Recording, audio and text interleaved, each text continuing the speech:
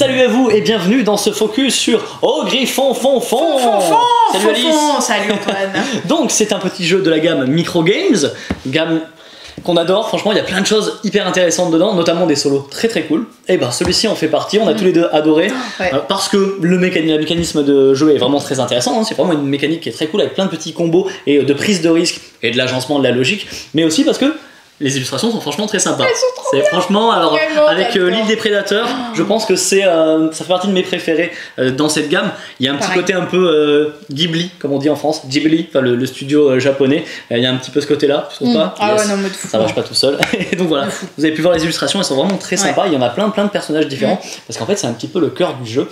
Et il y a ici un bar. À côté, il va y avoir une auberge, la fameuse auberge au Griffon Fond Fond. C'est une tour dans laquelle on va envoyer les personnages dormir parce qu'ils sont un petit peu avinés. Il va falloir faire en sorte que ça finisse pas en bagarre, que les gens aillent pas dormir dans la forêt parce que sinon ils ne laissent pas les petites pièces d'or. Et les petites pièces d'or, Dieu sait qu'on aime ça. On va essayer d'agencer tout ça. Alors comment ça va fonctionner? Mais c'est vraiment hyper simple. Nous avons ici une pioche, on va tirer 4 cartes au hasard. Là, ils sont au bar, ils sont en train de boire, de manger, etc. etc.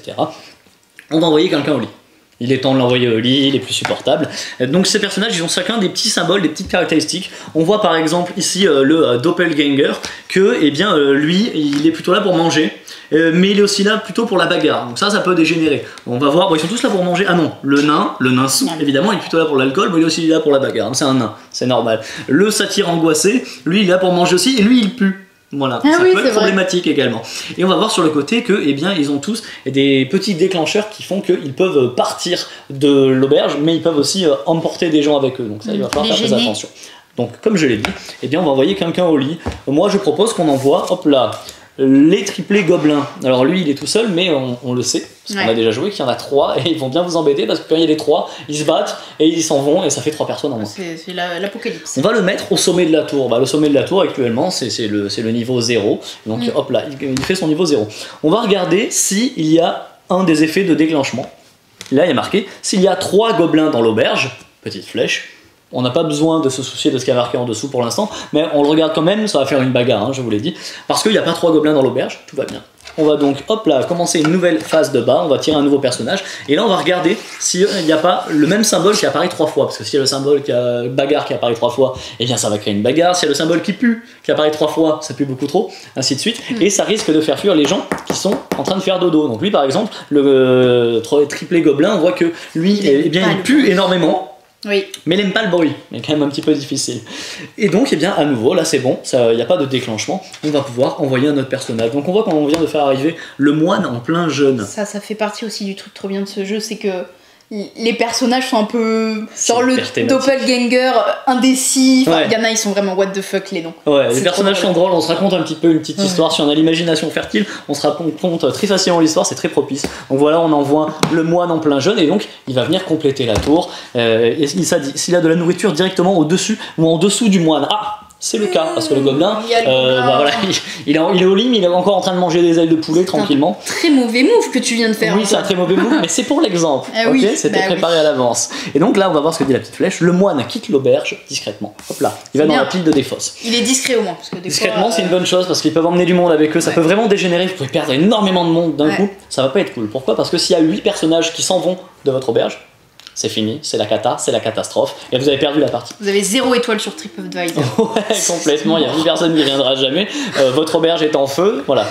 On va donc, ainsi de suite, continuer. Par contre, si nous arrivons à vider ici, ça amène la fin de partie, donc la fin de partie peut arriver beaucoup plus tôt si vous avez du monde qui s'en va, et si vous avez au moins 2 personnes dans l'auberge, on considère que vous avez gagné, mais évidemment, plus vous aurez de monde restant dans l'auberge, et plus vous ferez un score intéressant. Voilà en gros. Donc ce qu'on a aimé, on l'a dit, c'est les graphismes, ces personnages en couleur, ça combotte dans tous les sens.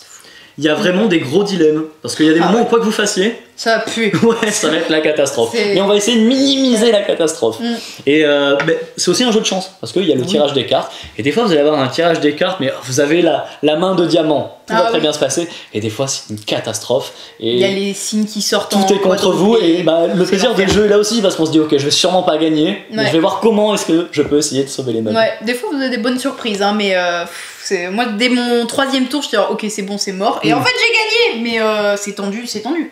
Et moi j'aime pas les solos d'habitude, hein, je suis pas une solitaire, mais alors celui-là, mais l'éclatant. Vraiment, tout est assez porteur. Un de mes préférés, les jeux solos de la gamme Microgames sont bien solides hein, jusqu'ici. Ouais, même ça va continuer. Des Prédateurs, génial l'île des Prédateurs, carrément. En plus il est joli. On l'a pas précisé, mais c'est un jeu de Scott Ames, c'est la personne qui est derrière un certain nombre de Tiny, les Tiny Epic Quest, Galaxy, je sais plus précisément lesquels il a fait. Également derrière Warp's Edge, donc voilà, c'est quelqu'un qui aime un petit peu les cartes, les jeux à combo comme ça, et Boomerang également. Voilà, donc c'est pas n'importe qui est derrière ce Microgames qui va arriver fin novembre, si je dis pas de bêtises. Attention, on parle des illustrations depuis tout à l'heure, et c'est Ardial qui illustre tout ça, donc merci aussi à cette personne. Bravo, parce que c'est choupi comme tout. C'est grave mignon. Bon bah, à bientôt. Chez Jeux des cartes Bordeaux.